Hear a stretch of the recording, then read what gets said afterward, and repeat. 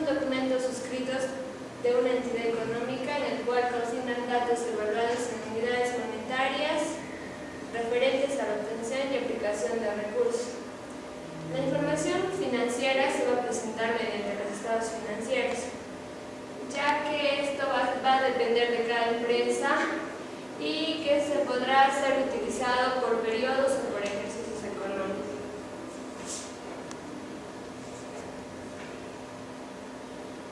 Los objetivos de los estados financieros son presentar razonablemente la información de una entidad económica, apoyar a la gerencia en la planeación, organización y dirección y control en los negocios. Representa una herramienta importante para la gestión de la gerencia y la capacidad de la empresa para generar efectivo, equivalentes de efectivo. Permite el control sobre las operaciones que realiza la empresa. Las características de los estados financieros, en este caso se subdividen en características primarias y secundarias. Las características son la confiabilidad, veracidad, representatividad, objetividad, verificabilidad, información suficiente, relevancia y importancia relativa.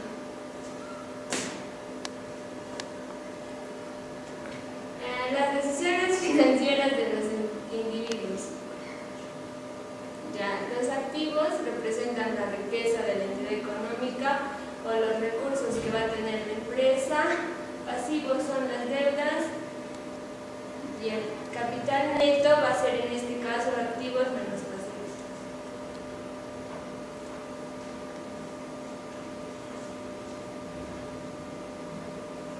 Activos, lo que le pertenece a la empresa; pasivos, deudas con terceros; y patrimonio, deudas con accionistas. En este caso la ecuación contable va a ser activos igual a pasivo más patrimonio; patrimonio es igual a activo menos pasivo.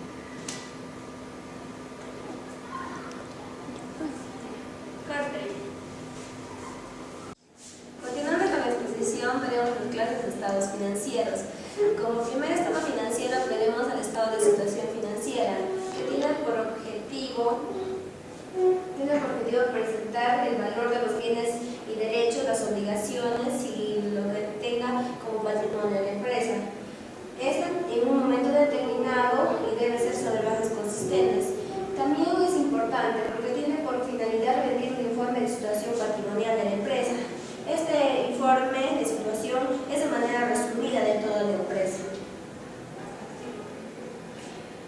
El estado de situación financiera tiene tres campos, que son activo, pasivo y patrimonio. Estos también, el activo y pasivo, se pueden dividir también en activo corriente y no corriente, asimismo el pasivo corriente y no corriente. Aquí vemos de manera resumida y total lo que es el activo, que son controlados por la empresa como resultado de transacciones y otros eventos pasados, de cuya utilización se espera que fluyan beneficios económicos a la empresa. Asimismo, tenemos la propiedad, planta y equipo, propiedad, inversión, inventarios, que se rige bajo la DIC 2. También tenemos deudores comerciales y otras cosas por cobrar según 1039. Asimismo, los efectivo y equivalentes efectivo. Siguiendo, también está el pasivo. Asimismo, tenemos aquí de manera resumida el pasivo corriente y no corriente. El pasivo son las obligaciones presentes como resultado de hechos pasados, previéndose que su liquidación produzca futuras recaudaciones de dinero o obligaciones financieras con terceros. El patrimonio neto está constituido por las partidas que representan recursos aportados por los socios o accionistas, los excedentes generados por las operaciones que realiza la empresa u otras partidas que señalan las disposiciones legales, estatutarias y contractuales, debiéndose indicar claramente el total de esta cuenta. Asimismo, este patrimonio está conformado por el capital social, la primera división, reservas de propietarios, participación no controlada, resultados acumulados, acciones propias en cartera.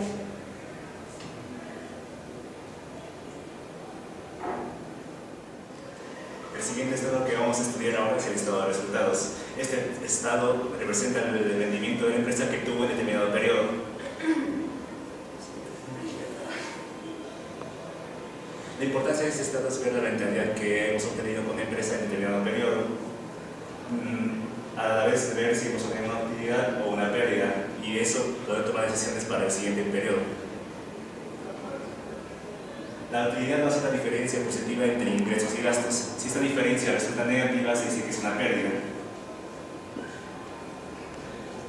El objetivo del estado de resultados es medir el resultado de los logros conseguidos en una empresa por el periodo. Asimismo, evaluar la rentabilidad de una empresa, en la cantidad y el tiempo que el flujo efectivo esté entrando a la empresa en base a las ventas que podemos evaluar.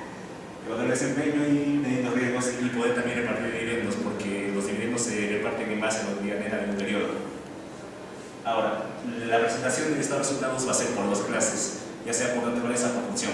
La presentación por naturaleza nos va a decir que tenemos que presentar los gastos de acuerdo a su característica o su función principal.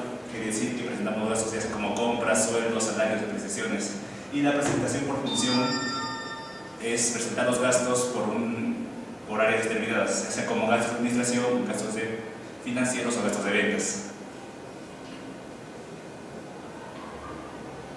En el estado de resultados se van a confrontar dos partidas principales, que son los ingresos y los gastos. Los ingresos se van a caracterizar por ser aumentos en el activo o unas disminuciones en el pasivo, mientras que los gastos van a ser una disminución de los activos o un aumento de los pasivos. Incluso esta combinación se puede hacer conjuntamente entre los dos.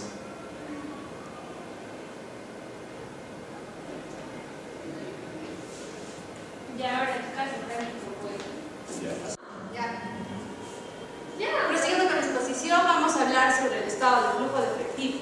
Hablemos sobre su objetivo. Su objetivo es establecer normas generales para la presentación, estructura y procedimiento para la elaboración de este estado. ¿Cuál es su alcance? En la NIC 7 nos habla sobre el estado de flujo de efectivo. Para presentar, esto es muy importante, ya que el dinero es un activo que se va a necesitar mensualmente. Hablemos del efectivo. ¿Qué es el efectivo? El efectivo es la moneda de curso legal en caja y en depósitos bancarios disponibles para la operación, más los equivalentes de efectivo. ¿Qué entendemos por equivalentes de efectivo? Los equivalentes de efectivo son valores de gran liquidez, convertibles a efectivo con facilidad y con poco riesgo de cambio en su valor. Ya, hablemos del flujo de efectivo según la NIC 7 se va a distribuir entre tres: operación, inversión y financiamiento. Hablemos sobre el primer punto, operación. ¿Qué es la operación? La operación va a constituir la principal fuente de ingresos para la entidad. Esto va a ser su labor principal, va a ser el indicador de la medida que van a generar los fondos líquidos. También incluyen actividades que intervienen en la determinación de la utilidad o pérdida neta de la entidad. Va a ser lo importante o la labor principal de la empresa.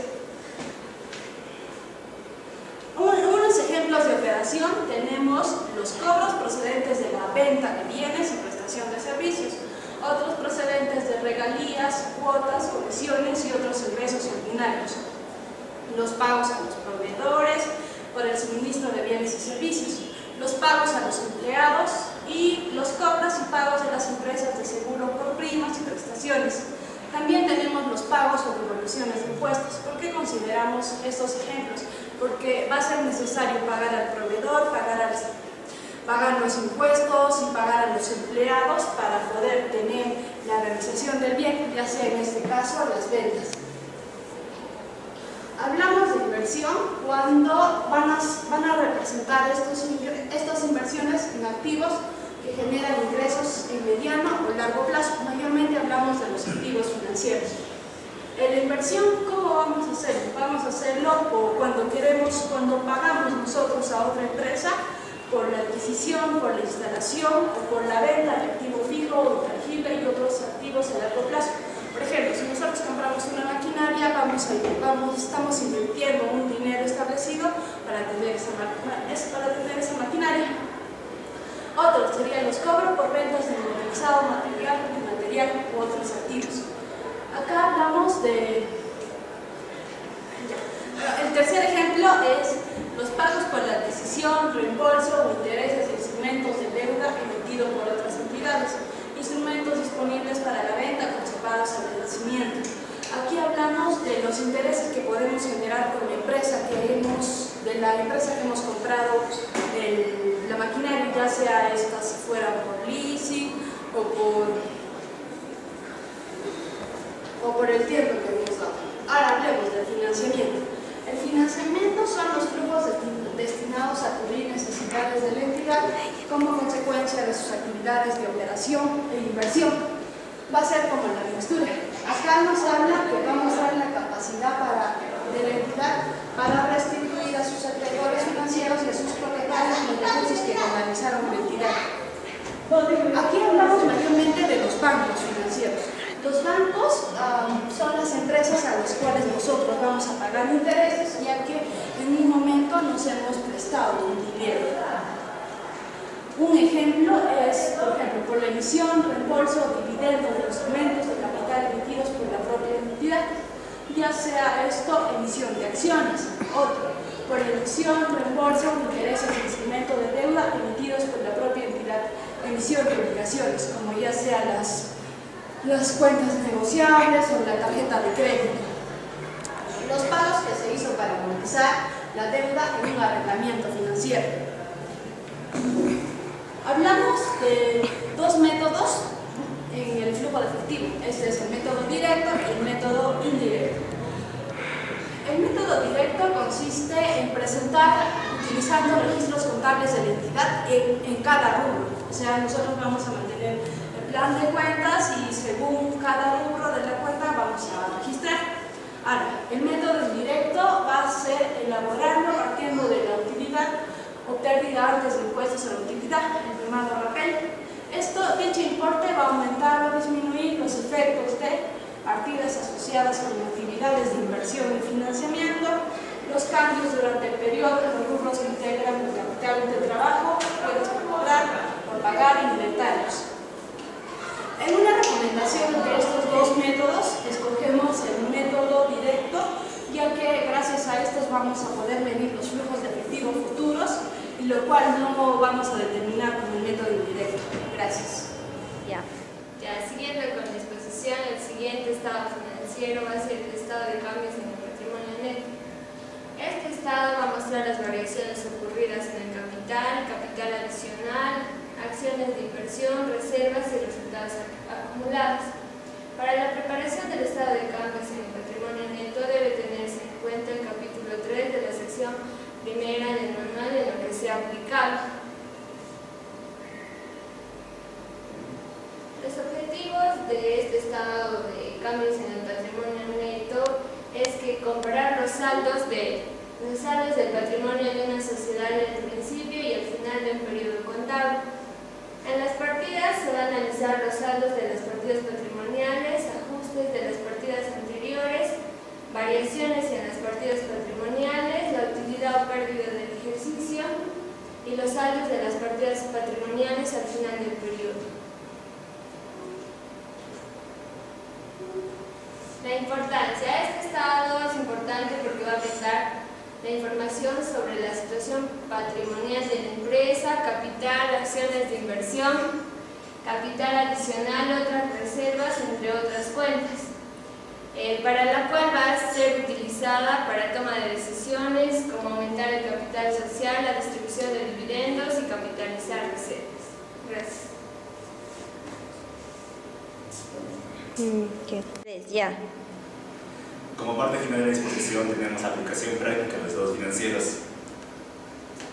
En el caso que vamos a ver es la empresa Naranjitas S.A., que se dedica a la comercialización de prendas textiles y calzados por mayor. La empresa va a presentar los estados financieros en los años 2012 y 2011 conforme a las normas contables. El primer estado que vamos a presentar es el estado de situación financiera. La información se muestra comparativamente del año 2012 y 2011. Los activos están clasificados de acuerdo entre los activos corrientes y no corrientes. Las cuentas que resaltan entre activos corrientes son el efectivo y equivalentes de efectivo, las cuentas por cobrar, los anticipos, inventarios y otros activos no financieros. Los activos no corrientes que van a destacar acá son las propiedades, planta y equipo, los activos intangibles. Igualmente, los pasivos tienen la clasificación entre corrientes y no corrientes de acuerdo a su pago en el periodo de un año. Esta empresa tiene obligaciones financieras, cuentas por pago comerciales. Y ahora, el patrimonio también tiene una clasificación. Tenemos capital emitido, reservas de capital, resultados acumulados y otras reservas de patrimonios. Ahora, el siguiente estado que vamos a ver es el estado de resultados, en el cual vamos a ver la confrontación entre ingresos y gastos igualmente por el año 2012 y 2011. Nuestro primer rubro son los ingresos de actividades ordinarias, que es lo mismo que decir las ventas. Ahora, el ingreso para ir a una ganancia bruta tenemos que descontar el costo de ventas, que es el costo de la mercadería que se ha vendido durante el periodo. Obteniendo ya la ganancia o utilidad bruta, tenemos que descontar lo que son los gastos de ventas y administración.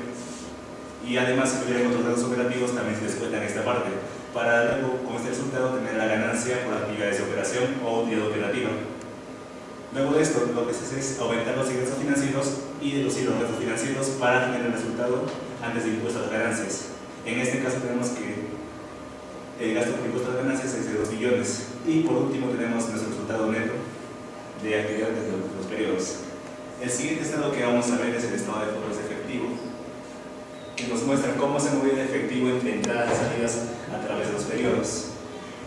Las actividades se van a dividir en 3 tipos. Tenemos los flujos por actividad de operación, actividades de inversión y actividades de financiamiento. En este caso tenemos que el ingreso por actividades de operación más que nada resalta en lo que es venta de bienes y prestación de servicios.